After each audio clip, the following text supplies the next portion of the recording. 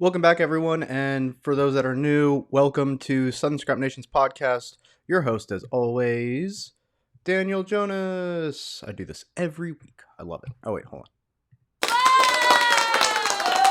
Makes it pretty. Today is April 13th, 2023, 2:45 p.m. here in Charlotte, North Carolina. Like to keep you guys up to date as possible. Today we'll be going over this past weekend and reviewing what all happened at UFC 287. 287. Yeah. And then we'll be going over and previewing UFC Fight Night this weekend. Max Holloway versus versus Arnold Allen. Calvin Cater already happened a long time ago. It was actually quite a while ago. I don't even think about it. It was like 2000. I think it was 2020 or 2021. Either one of those. I think that's when they fought, and they just posted it on the UFC YouTube as like a free fight. So that's why that's why it's fresh in my brain. Anyway, real quick before we get started, like the podcast, subscribe if you want to see more. Obviously, thank you to all the new subscribers.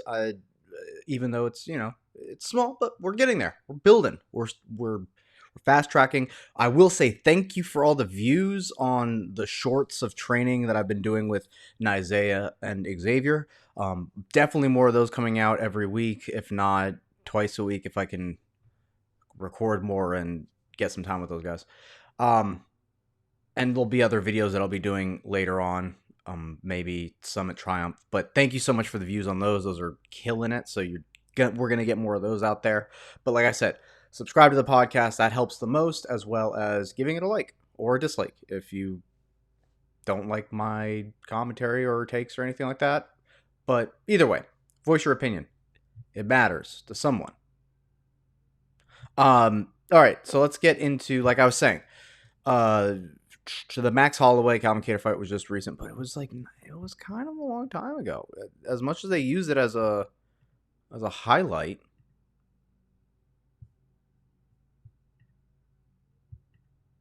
twenty 2021. Yeah. Got 2 fights in 2021. He's been kind of inactive in 2020 or in 2022. But to be fair, he had 1 title fight, probably made a lot of money from it, and the damage he took probably needs some time to relax from that. All right. So let's get into what happened at UFC 287 and do a little bit of a review. Main card stuff. We'll talk Raul Rosa, or let's start at the top first. Get it out of the way. Most important, why people are here to listen. Israel Adesanya defeats Alex Pereira in the second round via KO, via right cross, the same one that's landed in all of his fights. What to say about this fight? I liked Pereira's energy coming out. He had a great championship assert control of the ring kind of energy. He fought less like a contender and more like a champion. And then Izzy did what Izzy does very well, and that's fighting off the back foot. It's a story of the left hook versus the right cross. You have Alex Pereira, a forward aggressive fighter who's very talented at kickboxing, so it's with an intended purpose why he does it. He doesn't just run forward uncalculated with his hands down. So he goes forward, and why the left hook is so synonymous with him is because he can close distance with the right hand, but when you close distance and you're that tall, using any other weapon is a disservice because you're stuffing your own power. Like you're essentially stuffing it. If you try to keep throwing a right hand or whatnot, long shots in a close range. So he famously has made the left hook his weapon. As he closes distance, he uses the jab to feel out, jab to the body, jab to the chest, jab to the head, inside leg kick to give him a different look, and he'll work his way towards their open side. Izzy, on the other hand, fights off that back foot. Fighting off the back foot, he's planted for the right hand, so he can use his lateral movement that he uses very, very, very, very well on all of his opponents. And taking the back foot, he can go left, right. But either way, he sets up his rear hand, his rear cross, especially if they lean back, then perfect. He can set up a kick or whatnot. But more often than not, they try to crash forward as he stops. Then he cuts an angle, throws the rear hand, and cracks his opponents. And that kind of just starts, that helps him set traps. They get fearful of the right hand or the rear hand or whichever hand's in the back. And they start trying to adjust to that. And that's where his kicks get set up and his leg kicks and yada yada. Anyway, we all know the story. But if you throw something at the wall enough times, it's bound to happen. Especially since Izzy's always had success in all of his fights, and there's never been a doubt about that. But it's when you have two very good kickboxers, very good punching and kickers, go at each other, and neither of them wants to wrestle each other, which is great. Thank you. Don't wrestle if you don't have to. It's kind of nice. It's beautiful. We love it. It's bound to happen, especially in smaller gloves. They're 200 and something pound men, and they're skilled kickboxers. They're bound to knock each other out. Alex has done the same thing to him. And if they keep fighting, this is what's going to happen. They're going to knock each other out until the end of time, and you'll have Alex Izzy 30. Now, man, does Izzy really know how to, overshadow everything else that's happened and not even recognize that we're still 3-1, I don't keep score. I settle it. It's I guess, but he's done the same to you, and then he's done the same to Izzy, and Izzy's done the same to him. So, in my mind, it's just an equal fight. Every time, obviously, when Pereira goes forward and fights, it's vicious. It's fun to watch. Now Izzy's gotten it back. And he got a little bit of that viciousness of being able to knock him down and finish up with ground and pound.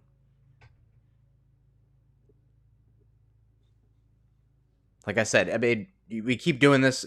This is literally one of those Davis and Figueiredo, Brandon Moreno fights. Any given day, both these guys can win. They're both equally skilled. It's just that their styles are the antithesis of each other. So whoever's having the better day and the better fight camp and is prepared and makes the adjustments, Izzy made those adjustments. He wants to. I can agree that I think there is a little bit of playing possum in those exchanges that he had with Alex and kind of gave Alex a false sense of confidence. Alex still landed the leg kicks. He still landed. I can't tell how many leg kicks, but he was still landing a lot of kicks. So it's not like those kicks weren't landing on Izzy, so it would be disingenuous to say oh, those leg kicks didn't do anything. But it is convenient that when he pulls the leg back, it gives Alex a sense of confidence that his kicks are doing damage, but also Izzy going southpaw opens up that body kick. So he can set it up as a genjutsu if you want to use a Naruto and anime. Shout out to Armbar Club if you want to use the anime reference, but it's almost like a mind trick. He is giving him the look of, oh, my leg is hurt, but also it's not really hurt. I'm just using it to to disguise my switch stancing and landing body kicks on you that you don't realize are there. After that, the reason why I feel like there's playing possum, but I don't feel like it was, I feel like it was a bit calculated, but also not completely calculated, kind of Hail Mary, he did it. Because Alex was landing. He was doing very well. But the difference in this fight is Izzy didn't try to lean away and use his lateral movement. And I said this before the fight, he shouldn't gunfight, but he did gunfight. It's a very scary thing to do, and it wouldn't be my game plan if I'm. But sometimes you have to go out of the box, and you kind of have to just go, I'm down 3-0, I might as well just try this. And it worked. He shelled up this time. It allowed him to plant his feet, and when he threw the right hand, just like he did in the first round of their first MMA fight, he planted his foot, and he just let it go. When he did that, instead of trying to get away, Alex wasn't able to corral him and land the left hook and essentially get him to try to use head movement and his footwork. This time he just shelled up, ate some shots on the arms, and then landed. I think he saw that was an option. He thought maybe this time I'm gonna out-bully the bully. I'll give it a shot. As long as I keep my chin down and trust my guard, I'll give it a shot. And it worked. But to say that like if he would keep doing that, that's going to keep working every time. I think Alex just saw that he got over eager. He thought he hurt him. So now so the next fight he would fight with a little bit more controlled aggression. And then that's what I mean is like eventually they're just going to make adjustments. Because like, I honestly thought if Alex didn't think he was hurting him, he was just going to win a kickboxing fight like Izzy would. Jab, low kick, jab, low kick, jab, low kick. And kind of Izzy. But it was like this ability to make Alex feel like he was doing more than he was, and kind of allowed that bloodlust to get to him and be like, oh, I'm gonna put him out again. I'm gonna put a stamp on this and put the final nail in the coffin and have everyone shut up. But that opened him up for Izzy to capitalize. And it was funny, this time Izzy didn't throw right hand, left hook. He just went right hand. Kind of like a Cody Garbrandt situation where TJ just got off center line and was like, right hand, spam right hand. Because Cody wouldn't bring his hand back to his chin. Kind of the same situation, to be honest. Kind of the same situation. Not that he bettered him in sparring, but he was bettering him for years on end in kickboxing and in MMA. And then finally he's got a tendency of not bringing his hand back to his face. At the highest level, let me just capitalize on it with smaller gloves.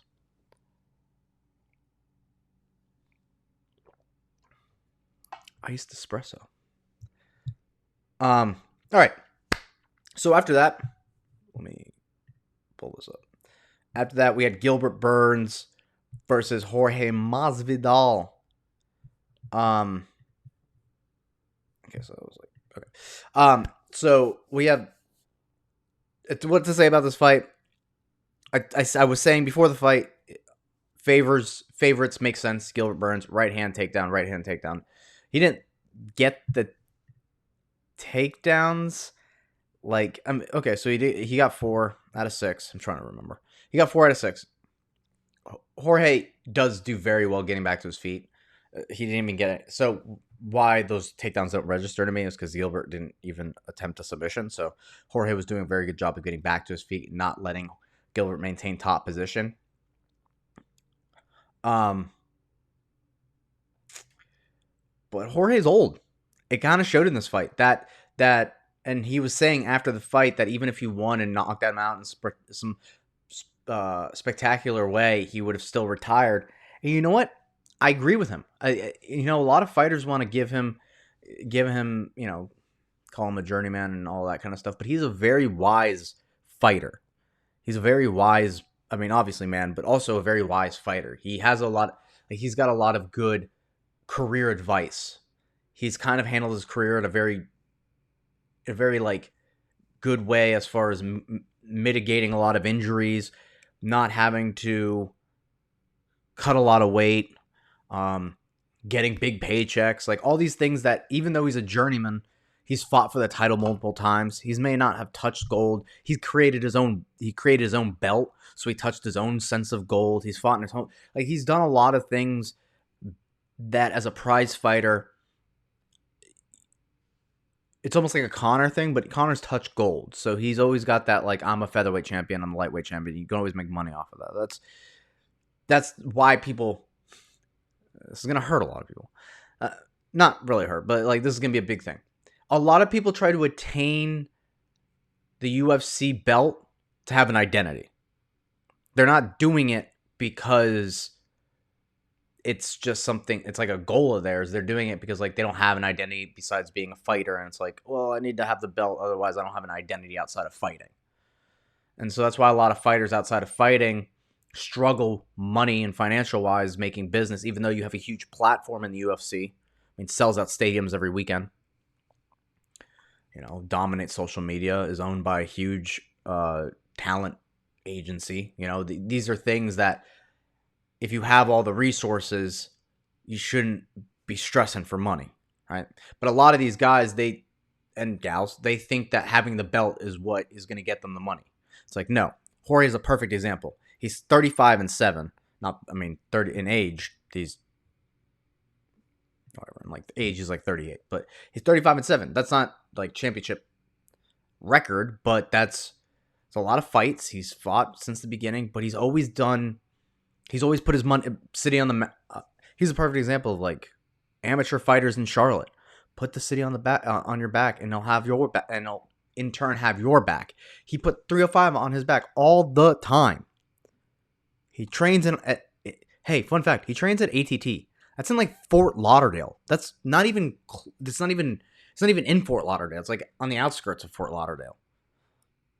It's not even in Dade County, but he reps it so hard, and he is from there, that in turn, it's always taking care of him. And that's what you need. He's got business ventures outside of the UFC that made him money. And it's what feeds his family. And he's done all this without having to touch UFC gold. And so as far as wisdom of a fighter, Jorge's that guy. And I say all this as respect and thank you for an awesome career. But I also say this as much as he lost, and it's a shame because you saw the age, but at least he recognizes it and he's getting out now. I mean, he might do other things like bare knuckle, but he saw it, and at a technical standpoint, you see it when he had moments of viciousness, but he didn't have that little extra like pop that he normally has. Like when he caught Nate Diaz, he got him in the clinch, hits him with an elbow, starts throwing hard combos on him, finishes with a head kick that lands perfectly as he's dropping. Like those are like that extra gear he had. But now he's, older, just isn't there. Whereas Gilbert Burns, he's in the, he's there. He's, you look at him. He does his strength and conditioning. He's crazy explosive. He hit Jorge with the same shot that put him out, and kind of like showed that is a hole in. Thank God Jorge got out of the game before that hole's like very, very, like spotlit. But he showed that that's a glaring thing he does. He turns away, tries to roll a shot rather than, head movement and footwork. But Jorge doesn't have that actually. Doesn't turn his shoulder into it as much.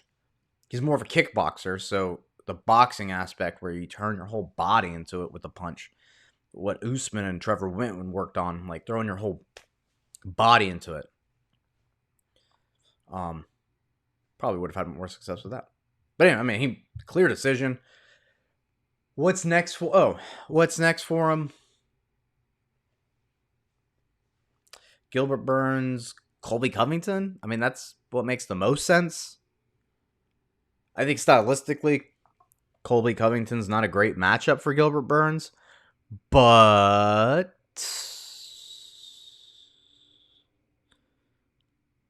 Colby's older. I mean, I don't think I hesitate when I say older because Gilbert's 37. I mean, they're all roughly the same age. So that's what I think. I mean, Colby.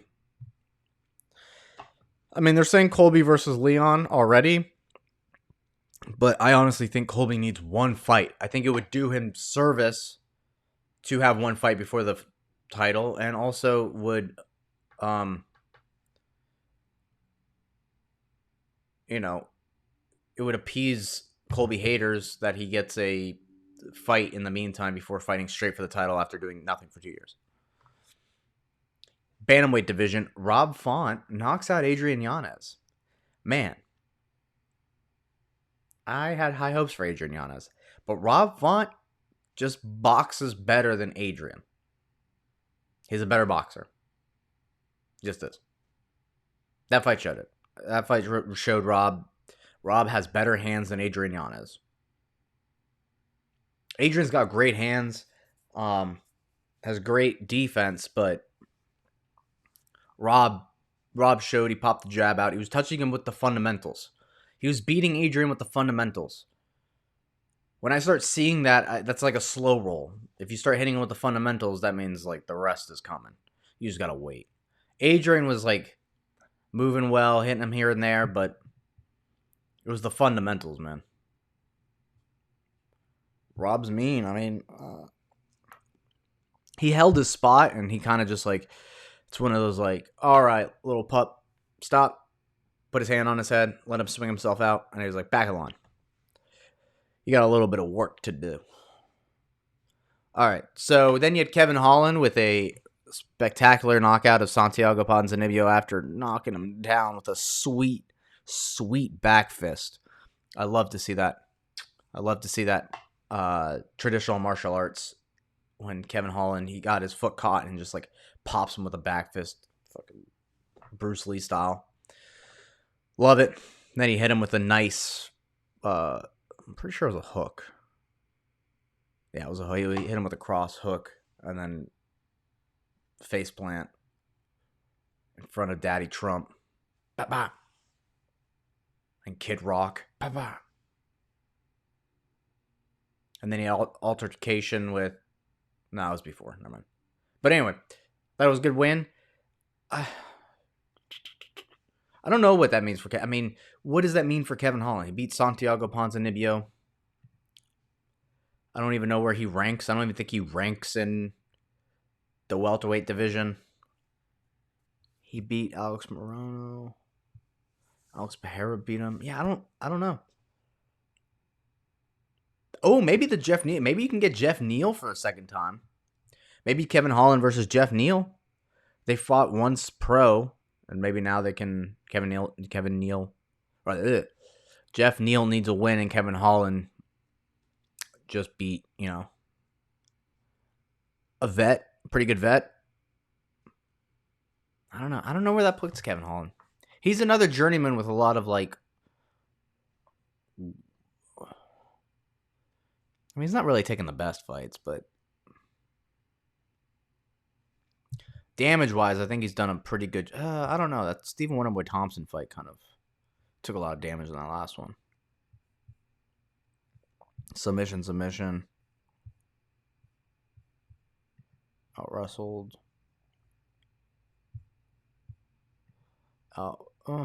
Yeah, he doesn't really, like... Yeah, he's not really been, like, knocked out. So... I think he and Masvidal, as much as they don't like each other, they're kind of like one and the same in a way. Where I think Kevin's done really well I don't know about really, but I think he does. I think he does well financially outside of the UFC, like with other side projects that he gets to feed himself and his family, outside of fighting, which is kind of nice. On top of that, he fights a lot. He's kind of like Cowboy Cerrone in that way. All right, and then you had Raul Rusa Jr. versus Christian Rodriguez. The only thing I can say about this fight is, luckily, it was Christian Rodriguez that was in there with him, because there's plenty of bantamweight fighters that are way more vicious and would have made that kid pay. Yeah, he needs to go back and work, and he's 18. He's like a kid compared to older men. It is a thing. Christian Rodriguez was just nice and stoic and beat him technically, but Petr Yan needs a win. You're lucky it was Christian Rodriguez, There are plenty of bantamweights out there that are malicious with their strikes. And it's like, it's a dangerous division. So when he talks about, like, I'm going to go fight the champ and stuff like that, it's like, in between you and the champ are a bunch of people and like monsters just licking their chops, waiting for you to come up, because they know man's strength's different and experience is different. And Christian Rodriguez rode his back and kind of just like softened him up and maintained control.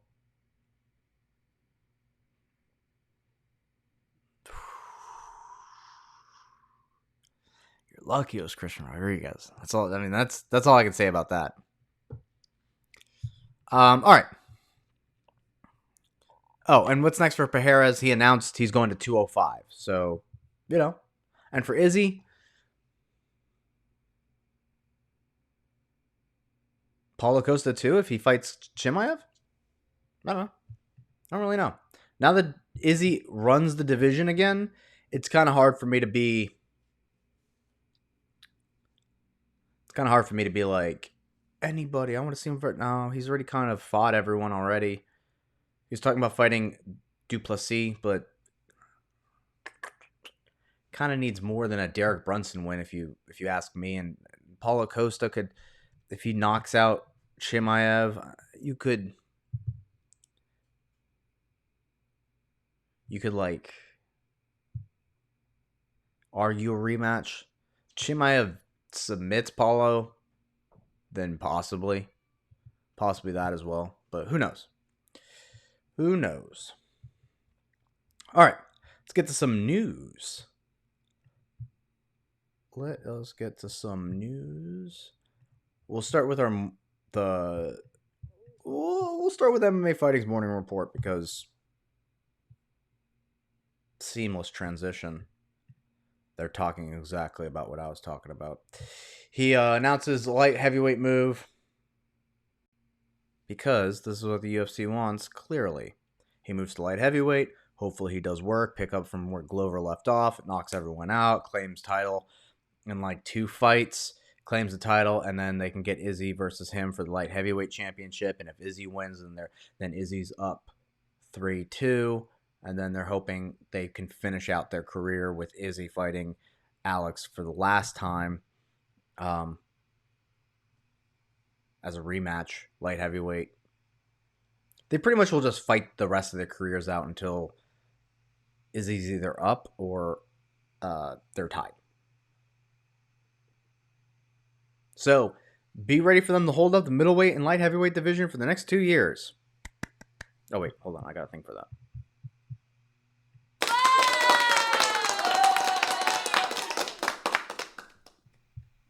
Anyway, all right, what else we got?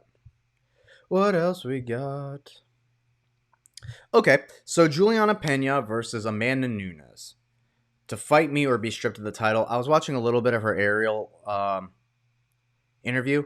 I don't know if it's because Juliana Pena is a WWE fan, so she plays the heel, but she was really into this idea that she was like Amanda Nunes is scared to fight her and doesn't want to fight her, and that's what the UFC brass told her. And she like said this, even though we all saw the last fight. It was like 50.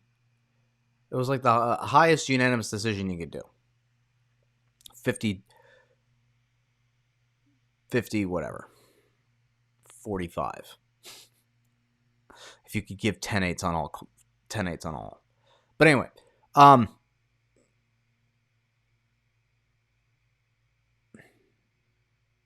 was I saying? So, Juliana Pena, she kind of drums up this like heel thing. I don't know. But it was announced that they're fighting. They're fighting each other again for the 3rd time. Obviously, they're 1-1, so it makes sense. But all Amanda was saying was you should fight Irina Aldana in the meantime to like work your way back up. And I can see where Juliana Pena goes, that doesn't make any sense. We're 1-1, so this is the only fight to make. But also, she beat you pretty bad in that last fight where it made the first fight go, oh, that was a fluke. And that's why people are like, oh, do we really want to see it again? But if you want to fight Amanda Nunes again, more power to you. Hey, at least it makes Amanda and her money. And sure, we can watch it again.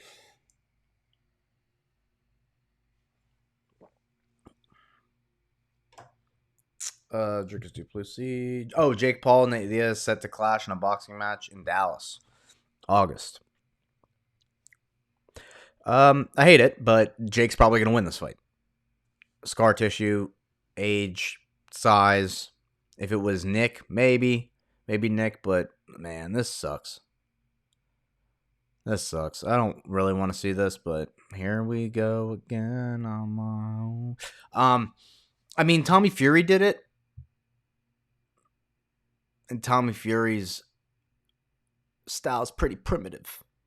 But I think the size and just like age helps him as well, and being strictly a boxer where Nate is older and has a lot of scar tissue. I say this fight stops because of a cut on his face.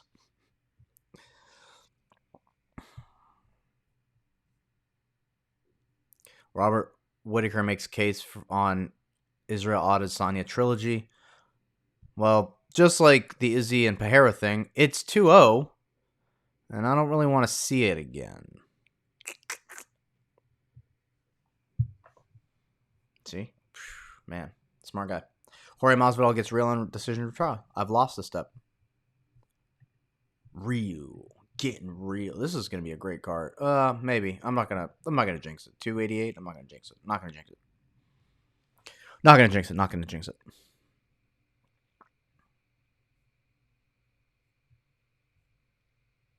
Khabib's top 15. He's his number one.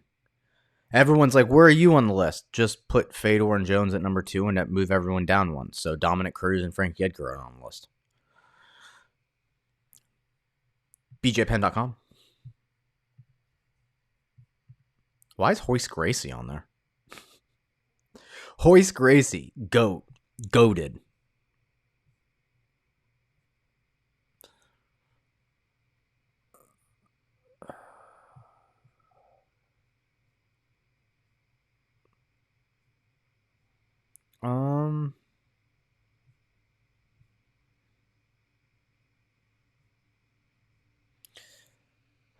Bilal versus Usman. I like it. It's a good fight.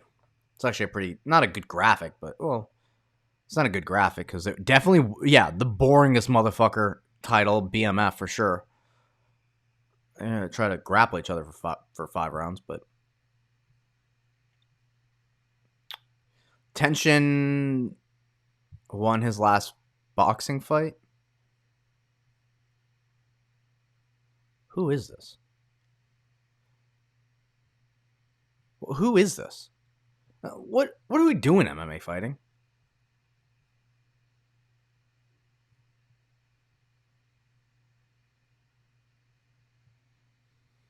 Okay, nice RDA.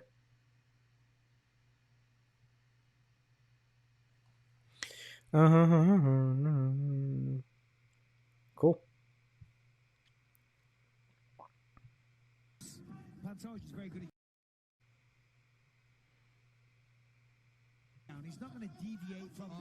Damn, Pantoja's got great ground game. Yeah, that was a beautiful transition. Activity of Pantoja here. Trying to go for a leg, but then comes out the back door. But I mean, that's a great example of. I've been having this conversation with some of the black belts at the gym. It's Charlotte Jiu-Jitsu, Ash and Aaron. Man, Sambo's great for MMA because of top pressure and punching. Like when you can add punching, jiu-jitsu becomes easier, but grappling becomes harder. But in strict jiu-jitsu, man, like it's stuff like this, the mastery of like those small, like complex motions and things, jiu-jitsu will out-grapple Sambo any day when there's no punches, right? When there's no of that that external threat of like punching or kicks or elbows or knees or whatever. If it's strictly grappling, those small details right there, yeah, great.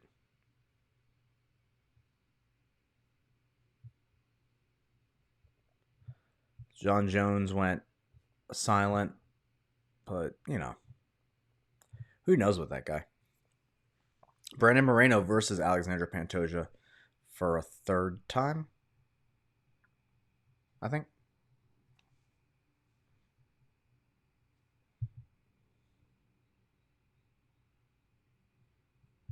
Mm-hmm. Who should welcome Pereira to light heavyweight? Well, everyone's saying Jamal Hill, but he's a champ right now.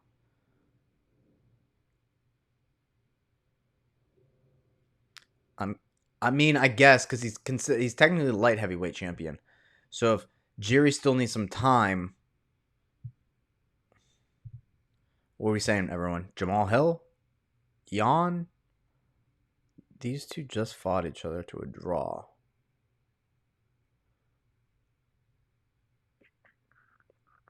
I think Jiri's the toughest fight out of all these. Oh, let's do Jamal Hill. Yawn. Hmm. Hmm. I don't necessarily agree, but Yawn's also a tough ass fight for him. I think Jamal's not the easiest, but I think he's an easier fight in the sense that the wrestling isn't as much of a threat. I think Jiri's the hardest because he's the weirdest. Monkbed Ankalaev actually might be the easiest because his striking isn't as great, and he's clearly going to try to wrestle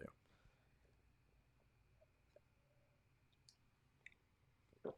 Actually, not saying that it's the easiest, or Alexander Rakic, because both of those. It's not that the. It's just that their striking is very rudimentary.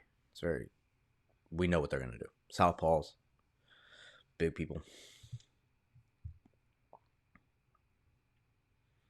But we will see. All right, so let's go MMA. MMA Junkie. I waited till the day to do this because news, like MMA news, give me some, but the sport.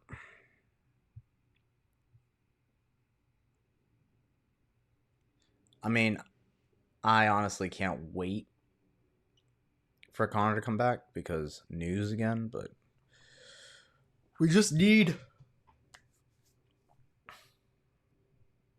someone to be their own person. We don't need another Connor. We just need a like Patty's kind of like a Connor in what he does. Also, the problem with Patty is I don't really see him fighting for the title ever. Or he might, but I don't see him beating Islam or anything like that. I'm gonna get off this. Um. So I that's my. We need someone who's just like star power plus championship, but we don't need another Connor now because Connor is played out. That whole loud, brash Irishman thing. We don't need that anymore. We need something different, but something that grabs the attention of everybody. Izzy was kind of that, but I don't know. Even then, I feel like people are kind of, all right, yeah, you said you're gonna starch Jared Cannonier. It's only when someone's like in your face, and John's kind of that, but even John, we haven't heard from John. All right, let's see if bjpenn.com's got anything. Otherwise, I'm just gonna preview the next. Just gonna preview the next card. Dun, dun, dun, dun, dun, dun, dun.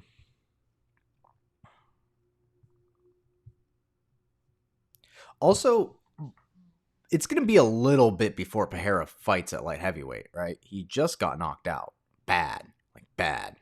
Bad, bad, bad. Worse than kickboxing because Izzy followed up, but you know. Israel coach eyes Jamal Hill matchup for champ status. You couldn't beat Jan, so we'll try Jamal Hill this time. Nah, do some more work at 185 just because we've seen you go up to 205.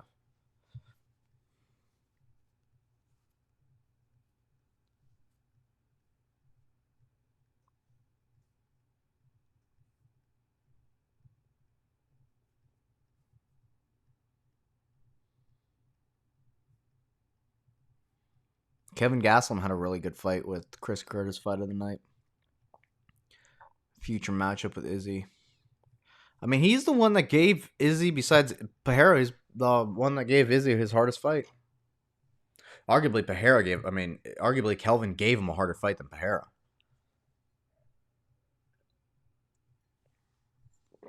If Kelvin can get back there, I think he can do it.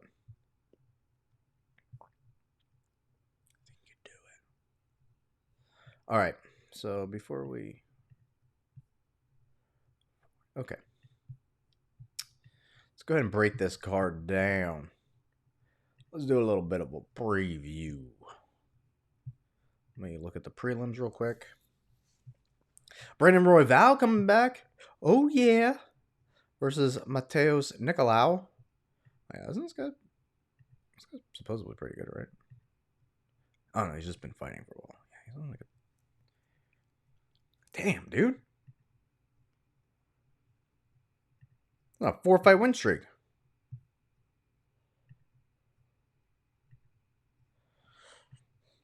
And I'm pretty sure Brandon Royval's coming off of a loss.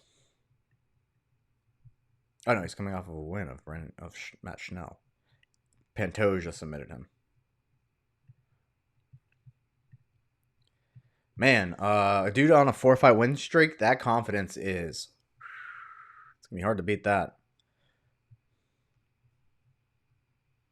Lando Venata back. Oh, here's a big one. Gaston Bolanos. For those that don't know, this dude's like a Muay Thai champ and very, very fun Muay Thai fighter to watch. He's also fought in Bellator, a former Bellator fighter. Famous, super famous for spinning back elbows. So hopefully Aaron Phillips did his homework. But 6-3. And he's a former Bellator fighter, so he's got a lot of experience. Well, let's see this Aaron Phillips dude. It's roughly same in age, and okay. I don't really know much about Aaron Phillips.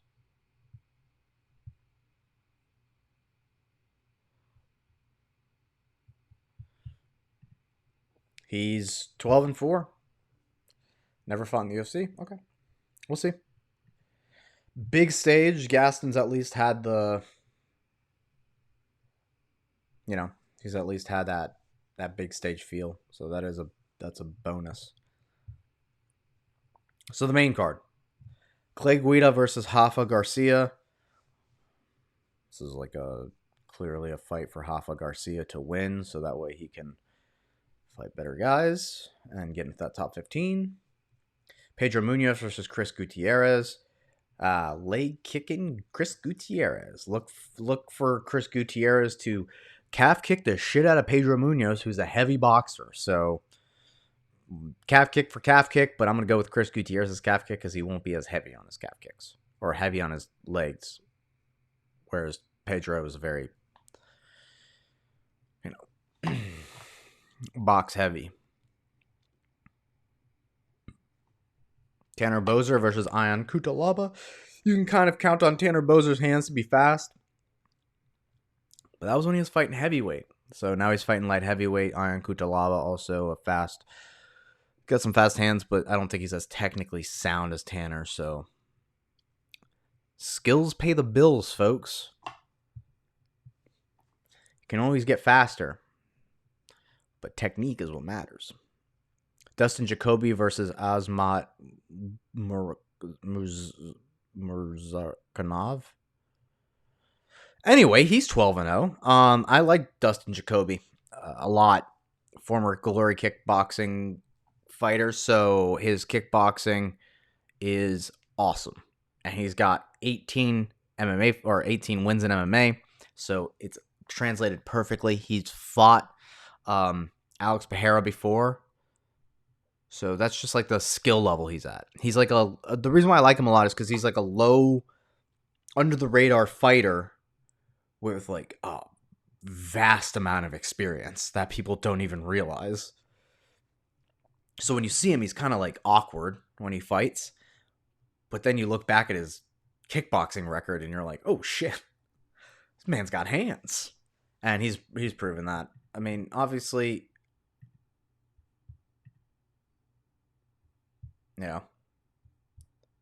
Khalil Roundtree beat him. But everyone other, and that's the other thing, like everyone other than Khalil Roundtree,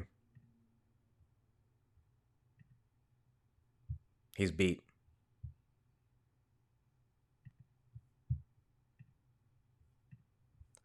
So that's why I like him, because he's like a really good kickboxer, but he's also like a really good MMA fighter. He's not. He doesn't just stick to that one discipline.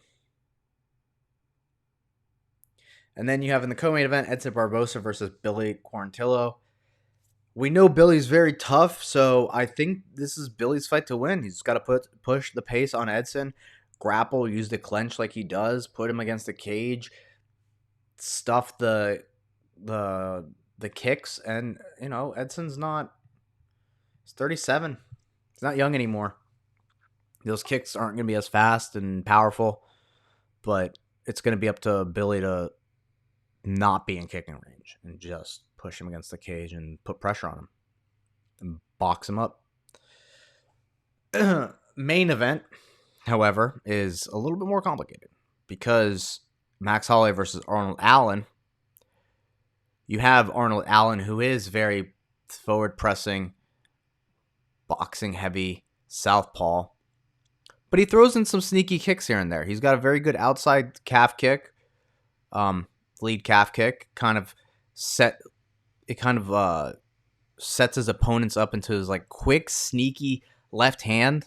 Right, he sets their feet right with the outside calf kick and just like no tell left hand down the pipe.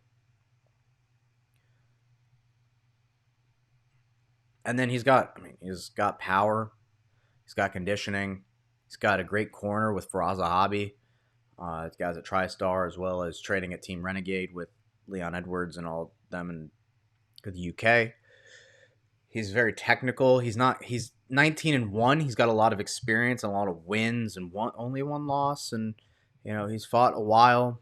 He's still. Oh. Hold on. Sorry. And one loss. Let's see. He's taken his time. He's never. Look at all these wins, right? Trying to see if his loss was even. So he's not even lost in the UFC.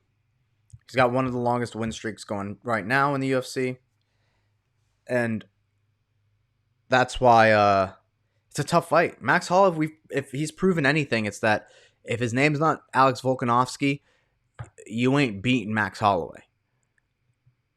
Max is not old. He's 31. He's in the prime of his like athletic, life.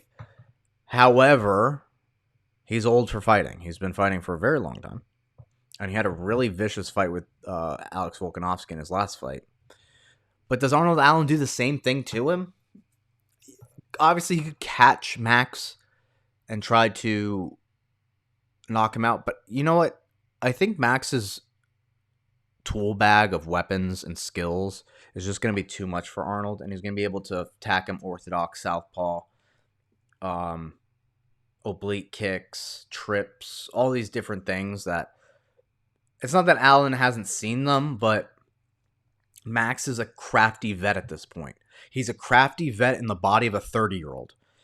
There is something to be said about that. Yeah, obviously, like the scar tissue and all these things, but cuts and all that don't really affect Max Holloway.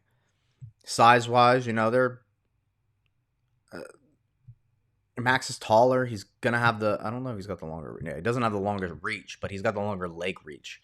And so all those like little things that he does that kind of throw people's rhythm off, I think that's what we're gonna see. He was saying, y'all must have forgot about him, like Roy Jones Jr. But I don't think. Yeah, I saw that someone posted or wrote that was like no one forgot Max. It's just that we all acknowledge that Alex is very good.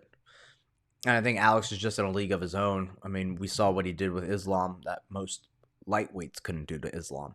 So I think Alex is just in a league of his own, and Max is right there with him. And I don't think anyone else in the division is even close. So that's why I think Max wins this fight. And I think he kind of like big brothers Arnold. Not in like a strength way, but just in a technique for technique way. I think he does kind of what he did to Calvin Kattar and Yair Rodriguez, and he shows I do this. Like this, I've been doing this. And unless your name's Alex Volkanovski, what are we talking about? So that's what I think. Those are my thoughts. I hope you enjoyed today's episode. I know we ran through a lot of stuff, but I think we got it. I think we got it today. Don't forget to check out the website, sunscrapnation.com. Look at me, Xavier, doing some work. This is old footage, but it's still good. Still good stuff. We don't really do that anymore. We don't really grapple with the lab. But whatever. You don't need to know. Unless you want to come train. If you do, come here and come to this page, and you can click the training button. Look at that. Just fill out the steps, get group sessions. What do I coach? Coach all of this. Kickboxing, Muay Thai.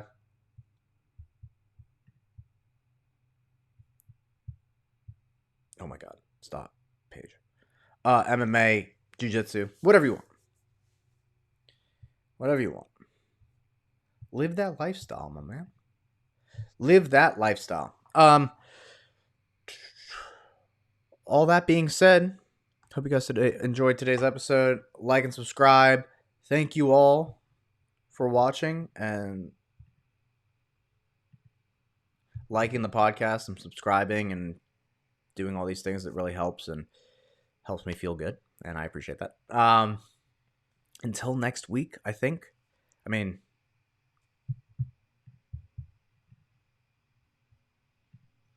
yeah, until next week, we'll go over Pavlovich versus Blades.